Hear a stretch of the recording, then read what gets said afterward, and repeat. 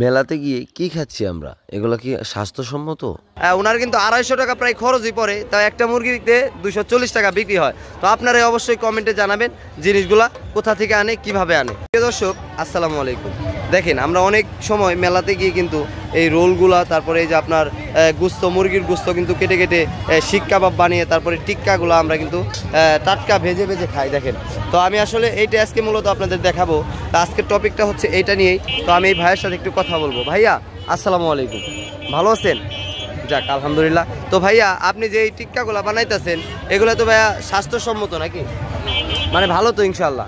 তো এটা কি দিয়ে বানানো হয়েছে? মুরগির গোস্ত না গরুর গোস্ত? মুরগি আর টিক্কা আছে, সবজি আর কি, সবজি। তো আপনি কোনটা কত টাকা করে বিক্রি করেন একটু আমাদের বলবেন প্লিজ। এটা 20 টাকা। আচ্ছা আচ্ছা, এটা তো আপনার পুরাটাই মুরগি নাকি? তো পুরাটা মুরগির মাংস বলতে গেলে 3টা টুকরা থাকে একটার ভিতরে। তো 30 টাকা বিক্রি করলে ধরো আপনার কি থাকে কিছু না? এটা কিন্তু আপনার এখন তো মুরগির দাম কিন্তু মোটামুটি 155 টাকা বা 160 টাকা কেজি, 150 টাকা। আচ্ছা, 150 টাকা কেজি। তো একটা মুরগি দিয়ে মোটামুটি কয়টা বানাইতে পারেন? এই 27টা, 7-8টা বানাইতে পারেন।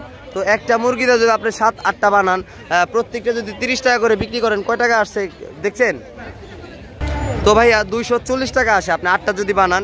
তো 240 টাকা কিন্তু আপনি 150 টাকা মুরগি কিনে এর ভিতরে আপনি অনেক কিছু মাখিয়ে কিন্তু বিক্রি করতে হয়, অনলি 240 টাকা আপনি পান। তো এইতে কি আপনার থাকে কিছু? এর ভিতরে আপনার এই গ্যাস খরচ আছে, তেল খরচ আছে, এত বড় কড়াই কিনেছেন নাকি দরদি? তো দরদিরা কিন্তু আসছে এগুলো কেনার জন্য। দরদি কোনটা খাবেন আপনারা? এটা না এটা? কোনটা?